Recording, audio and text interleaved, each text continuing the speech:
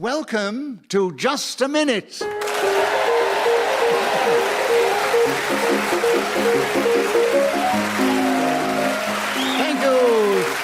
you.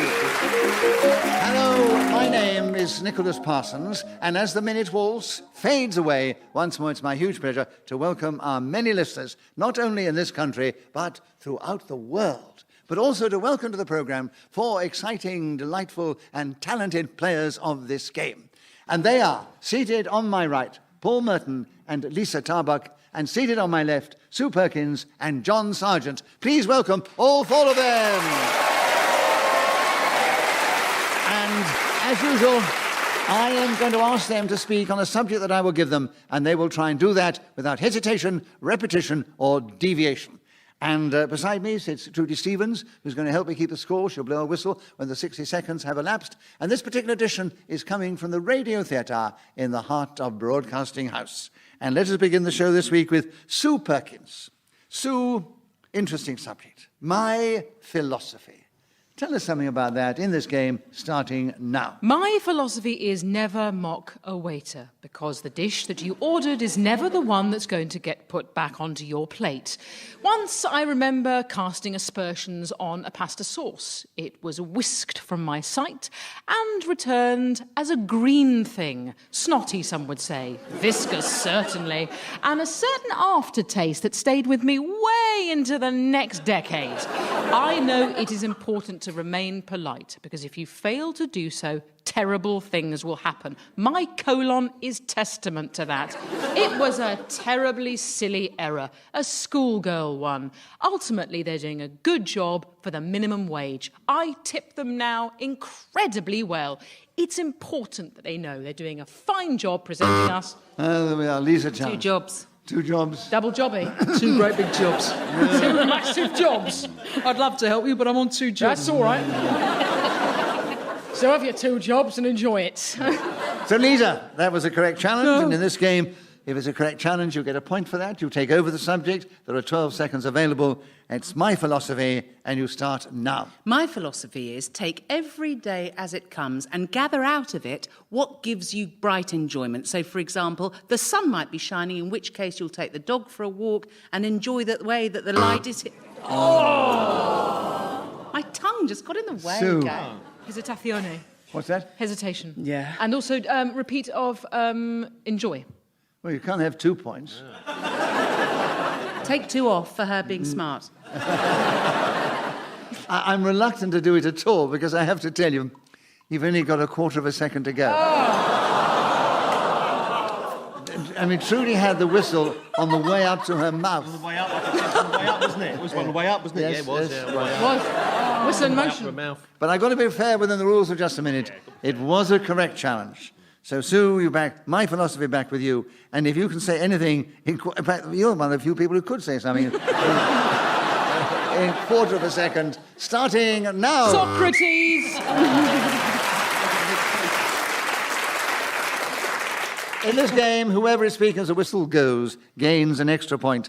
And, of course, it was Sue Perkins, so she's the only one. Well, she's not the only one. Lisa's got a point, and Sue's got 2. John, Sargeant, we'd like you to begin the next round. And the subject is going green. Will you tell us something about that subject in this game, starting now?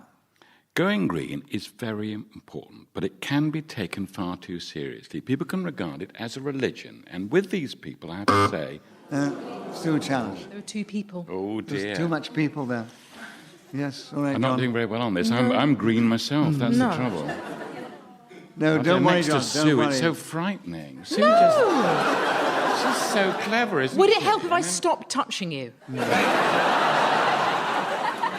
In case you haven't already sussed it, listeners, Sue Perkins and John Sargeant are sitting next to each other. I'm sitting on him. I She's won't say light exactly as a how feather. close. She's just adorable. Oh, stop. Oh, you're right. So 53 seconds are available for you, Sue, having got a correct challenge. Going green, starting now. I almost bought a wind turbine, and as such, I see myself, like everyone, fairly green. It's on my mind that the environment is changing, the climate's altering, the seasons running too closely to one another. But the actuality of it is somewhat stressful. I recently tried to convert a barn, making it as green as I possibly could. Then a government inspector came round, told me I had to triple insulate my windows, and was I worried about my U value? I have no idea what on earth he was clattering on about. Apparently it's the way one measures your environmental capability against others, your neighbours, for example. So I decided to maybe get a couple of solar panels in Cornwall, where the sun never shines, but there are two suns. Paul challenge. Well, deviation, the sun must shine in Cornwall. People go there for their holidays. You can't Yeah, say but that- it don't shine when they do. How many people have gone down there and seen sun? Don't I ever think it's happen. deviation to say the sun never shines in It Cornwall. is deviation, Paul. I mean, I was almost saying, sort of, welcome to the agricultural hour. So, Paul, you've got him with the correct challenge. 4 seconds to go. Tell us something about going green, starting now. As the gangrene set in beneath my kneecap, I realised something serious was wrong. I was going green. So Paul Merton was then speaking as the whistle went, gained that extra point, and he's now 1 point behind Sue Perkins, who's still in the lead. Lisa Tarbuck, will you begin the next round? The subject now is the scenic route. Tell us something about that subject in this game, starting now. Mum and I like going on trips together, and we found ourselves at Lidford Gorge one day because we'd decided to take the scenic route as opposed to the motorway, and a find it was. It's one... Do you know what? Why would I stop on just its? Because you're the kind of people who let its go. Yeah, we let it go. I know. That's gone, yeah. I didn't know. I was very, very hard on myself then. And I'm very sorry. Actually, it was Sue who challenged first. Yeah. Sue, what is your challenge? Hesitation at Lidford Gorge. Yeah. Yeah, correct challenge, Sue. 49 seconds. Tell us something about the scenic route, starting now. Lisa is entirely right. The best and most spectacular things in life are when you don't plan, when you take the more meandering way. Perhaps you've decided to go to Knutsford, but you don't want to take the M4. Potter around an arterial route that's less travelled. I don't know where Knutsford is. Is it on the M4?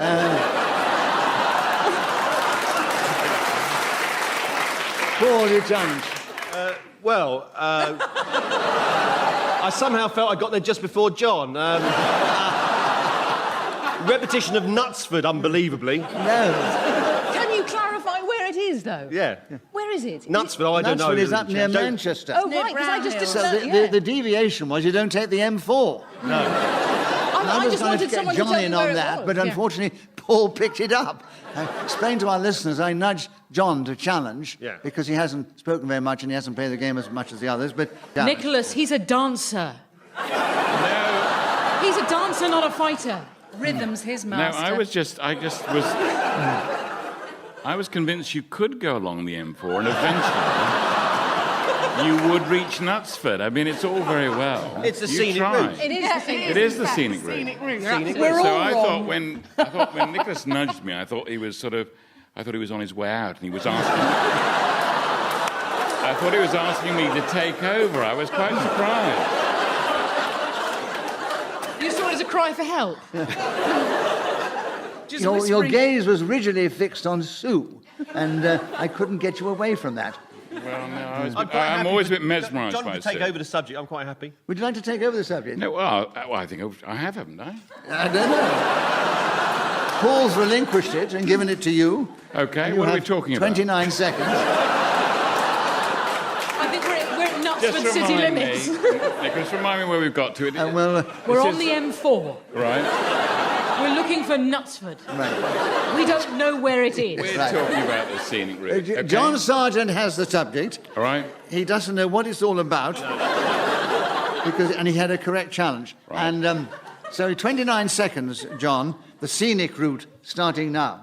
The scenic route is, as far as I'm concerned, almost certainly the M4 to begin with. Then, if you're very careful, go on to the M5.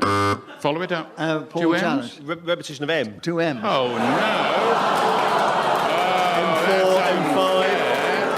It's the most amazing scenes Well, are I getting on, thought I just a was minute. able to They're throwing challenge- things, they're throwing all sorts of paper sorry. now. Paul is trying to reply. Audience, those are the rules of the game. You've come to watch a game and so forth. Well, I'll tell you what we'll do, Paul. No, why didn't you let him have the subject? This is the Paul was nastiest turn I've drawing your seen. attention to the fact that that was repetition, but he's very keen for you to carry on and have the Yeah. subject, Yeah. and so is this audience, because they were getting very vociferous. In fact, they were rising and coming towards me. And so you've got It was another like point. Salem, is what it was like. Thank God, Paul is a gentleman. So you've got another point for an incorrect challenge. 21 seconds, the scenic route starting now. Scenic routes are never on motorways, so I won't be saying anything about those long, big roads that have 4 or 5 lanes, sometimes 6 lanes. The scenic route...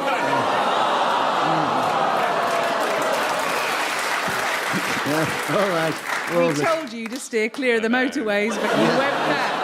I was warned, wasn't I? I said A roads, John. I said A roads. so Lisa got in on the lanes, and I thought you should let John have the subject. I'm not as generous as you. no, I'd like to hear from Lisa on the Yeah. scenic route, and there are 10 seconds, Lisa, starting now. Last week, Pauline Carford and I took ourselves off to Hever Castle in Kent, and what an enjoyable day we had. We could have nipped into...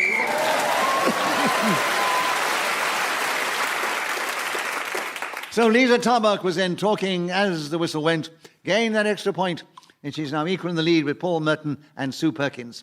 And John Sargeant is just a little way behind. Not very far, John. Just a little way behind. No, just very far. Like an hour behind. You're just taking the scenic route there.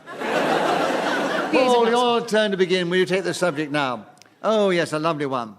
A sort of a comics line, isn't it? A man walks into a bar. A man walks into a bar, Paul. 60 seconds, starting now. A man walks into the bar and he says to the landlord, he said, "Excuse me, a rather strange thing happened to me just down the country lane." He said, "What do you mean?" He says, "About 5 miles down the road, my car suddenly broke down. I was lifted up the bonnet, I looked inside, suddenly I heard this voice, said, 'Check the carburettor.' I looked and there it was, that was the mistake, I fixed it, I looked up and there was this horse looking straight at me. I thought it's extraordinary that this equine's given me motoring tips. So I said to the man who was the hostelry owner of this particular place that I'd been in, and he said, 'That's extraordinary. What colour was this four-legged?' Oh, I was nearly there. Oh. The punchline is there. That's me. Nickolas, that's Who would be so mean-spirited? John Sargeant. Oh, really? Right. It's Paul, payback give us the time. payoff to the gag. He said, "What colour's the horse?" He said, "Brown." He said, "You're lucky it wasn't the white one. He doesn't know anything about cars." So we give Paul Merton a bonus point for keeping going so well on the gag, in spite of being interrupted and getting a big laugh, even though he didn't get to the payoff until he'd come back to it again. And, John, you had a correct challenge. And you have... What was the challenge? What is the challenge? It was repetition. Of what? I can't remember.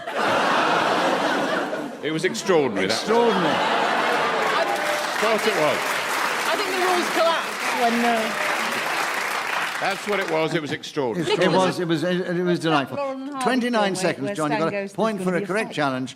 A man walks into a bar, starting now. A man walks into a bar and he wonders to himself, what on earth am I doing here? And it was a very strange place because all of it was covered in black. And he thought, well, this must be the strangest place that anyone would want to drink in. And what made it also more strange... Oh.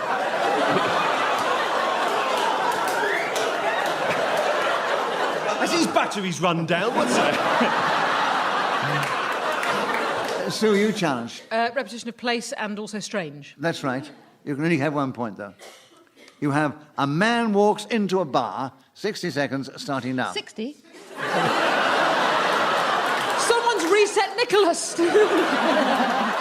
It's the very thing this show fears, a time warp.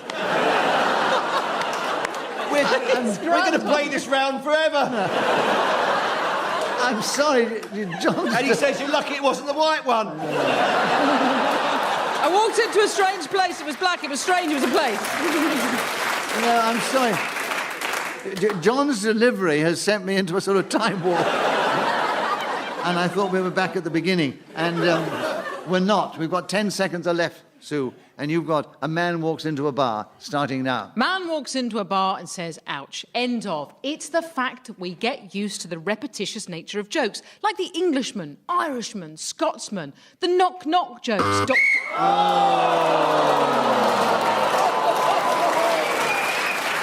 Paul, you challenge and touch to touch before the... Repetition of knock. Very Of knock, yes. And you have a quarter of a second.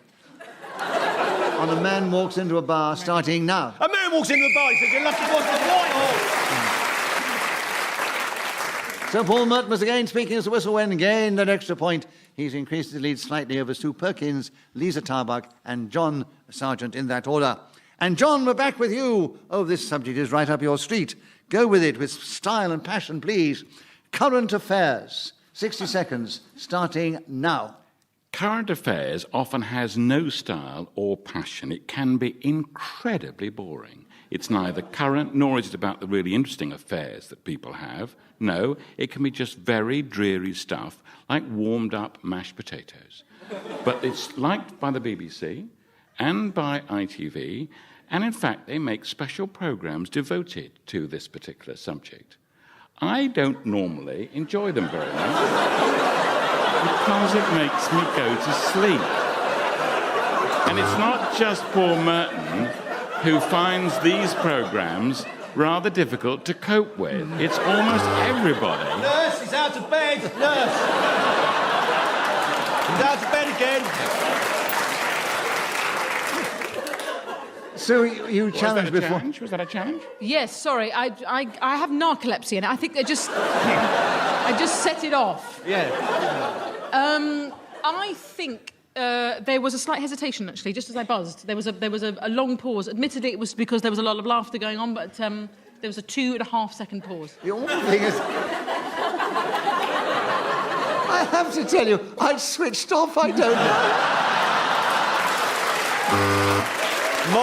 My concern is that people will be doing it in their hundreds of thousands.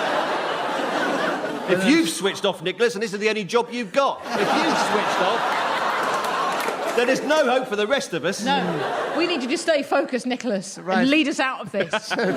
What's your challenge, then? There was hesitation. All right, hesitation. 23 seconds. Sue Perkins, current affairs, starting now. Current affairs, or the news as us layabouts call it, has a scattergun effect on my brain. I watch an awful lot of it, and yet only a few things stick within. I know there's been an oil spill, don't tell me where. Knutsford, I heard, although don't ask me how to get there. Absolute nightmare on the M4, clogged up with people all trying to find their way out of it. I know also that Iran is trying to enrich some uranium, which I gather may well lead... So Sue Perkins was then speaking as the whistle went, and she's moved forward. She's only one behind our leader, Paul Merton. Sue Perkins, will you take the next round? The subject is, one of my favourites, butterflies. Tell us something about butterflies in this game, starting now. When I see Nickolas Parsons, I get butterflies in my stomach. There's something about silver... Paul challenge. You said he makes you sick. You never described as butterflies in your stomach before she did, Nickolas. It's a fine line. It's a fine line between lust and terror. And Actually, if you had butterflies in your stomach, you would be really sick, wouldn't you? Yes, you would, You don't want to eat them, do you? Yeah. you don't want to eat them, no. I mean, some of them are endangered, Nickolas. Yeah. And they're very hard to trap. And they're dying out. Some species have disappeared altogether. Yeah. That beautiful Camberwell beauty, gone now, not to be seen anymore. Welcome Where to have you another put the edition of Let's Say Goodbye to the British Butterfly. The Painted Lady, which was so popular in the Sussex area, that's Yeah. almost gone. Yeah, that as well.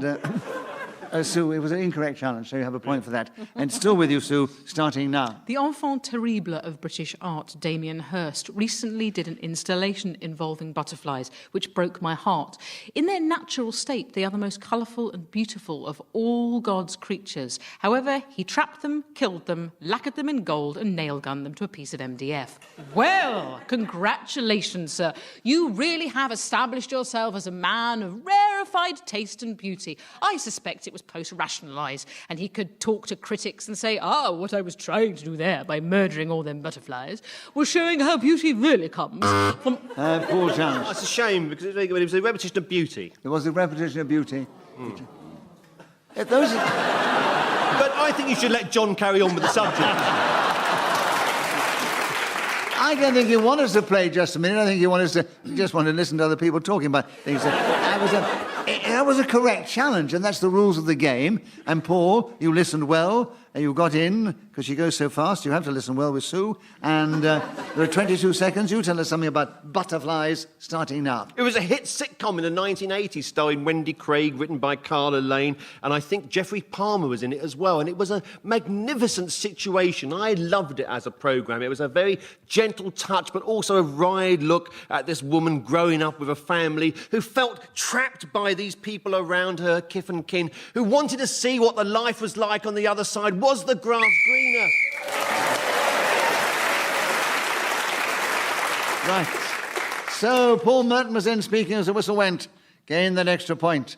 And with some lovely, colourful stuff there, he's moved forward. But he's still 2 points behind Sue Perkins, who's in the lead. Hello. You are the most vociferous audience we've ever had, you know. They're patronising us now, though. They've got it in their head that this is fun. Because we're moving into the final round. Well, that's a different sound, right. I know it seems like it might never have got there. Let's see who's got the final subject.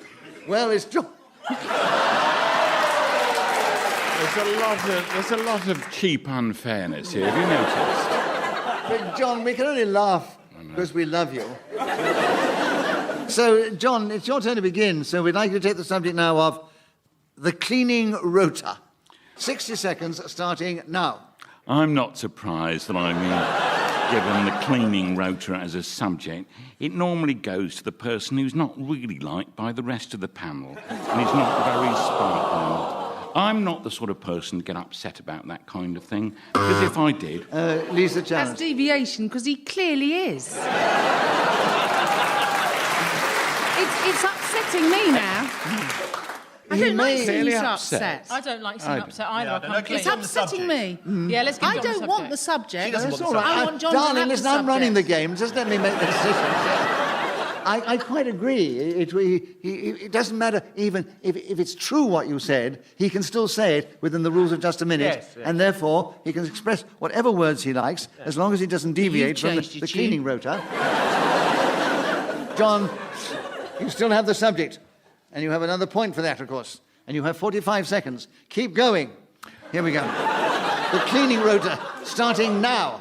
When I was a little boy, I would go youth hosteling, and if you remember, what used to happen at these establishments was that you would spend the night, then you would have to do something horrible the next day, instead of having to pay for your night's accommodation. And so there were all sorts of jobs you might have, and one of them was the cleaning rota. And some of the places you had to clean... Paul Jones. I think we should give John the subject. He's got the subject. He's got the subject, yeah. Yeah. Did you have a challenge with the rules? No. of the I got a laugh out of it, and that's all I'm going to do. John, you were Actually, very interrupted, reasonable. so you get a point for that. Okay. And you keep the subject. Thank you. 21 seconds still available. You started with it. You're going very well, haven't you? Yeah. The cleaning rota starting now. The point about cleaning rotas is that they do... Oh, Lisa no, my Challenge. mistake. I thought that repetition... You're allowed to say it because it's on the card. Yeah. Sorry. Got another point, John. 18 seconds. The cleaning rota starting now. The cleaning rota...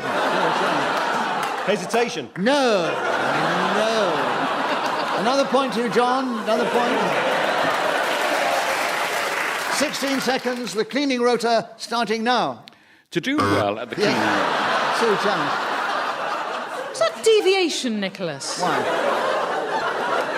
Any reason? Just deviating from any sense of time or place, floating ethereally as I am now, just vacantly. I think you've gone onto another planet. I haven't. So, John, you might be surprised to hear you still have the subject. There are 13 seconds on the cleaning rotor, starting now. The cleaning rotor is one of those appalling things which... Lisa Repetition of Chan. appalling from before. He didn't say appalling in this time. And you've only got 9 seconds of it. Oh, I'm getting hysterical. The cleaning rotor, John, starting now. The cleaning rotor is meant to be unpopular, but I've always rather enjoyed it. Paul Charles. Sorry, I actually couldn't hear any of that. I couldn't. For a professional broadcaster, I thought that was quite a worrying trend that I couldn't actually hear a word he said.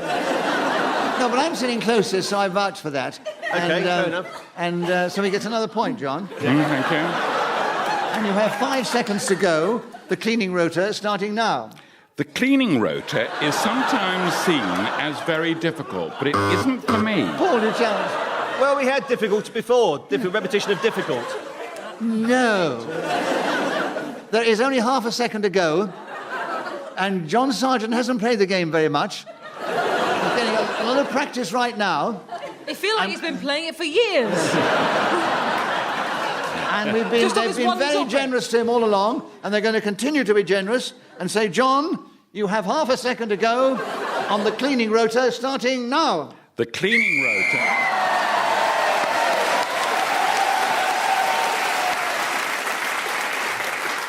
So John Sargeant was endeavouring to speak then as the whistle went. So he gained an extra point for that. And you might be surprised to hear he did gain an awful lot of points in that round.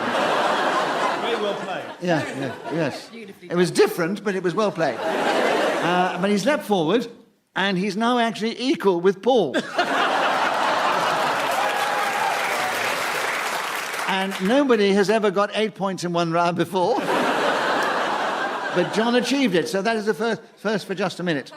And Lisa Tarbuck was just behind them in third place, but 1 point ahead of our equal second, John Sargeant and Paul Merton, was Sue Perkins. So we say, Sue, you're the winner this week.